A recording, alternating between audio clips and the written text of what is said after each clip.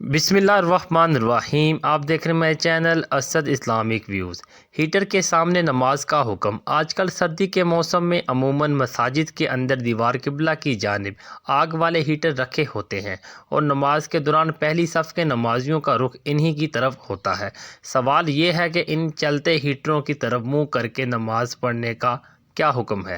मसाजिदों में अमूमन गैस के हीटर होते हैं जिनमें एक जाली लगी होती है और वो जाली आग की वजह से सुर्ख हो जाती है, लेकिन वहाँ ना तो अंगारे होते हैं और ना ही भड़कती हुई आग। लिहाजा अगर नमाजी के सामने इस किस्म का चलता हुआ हीटर मौजूद हो तो इसमें कराहत नहीं, क्योंकि मजूसी यानी आग की पूजा करने वाले इसकी पूजा नहीं करते। अलबत्ता भड़कती आग और दहकते अंगारों का तंदूर या चूल्हा वगैरह सामने हो तो ये मकरूह है, क्योंकि मजूसी इनकी पूजा करते हैं और इनके सामने नमाज़ पढ़ने में मजूसियों के साथ मुशाहबत है। अगर किसी ने चिराग, लालटेन या शमा की तरफ मुँह करके नमाज़ पढ़ी तो यह मकरूह नहीं, बखलाफ इस सूरत में कि जब तंदूर या ऐसे चूल्हे की तरफ मुँह करके नमाज़ पढ़ी जिसमें आग भड़क रही हो तो ये मकरूह है कि इसमें आग की इबादत से मुशाबत है, क्योंकि ये मजूसियों का फ़ेल है कि वो भड़कती आग ही को पूजते हैं।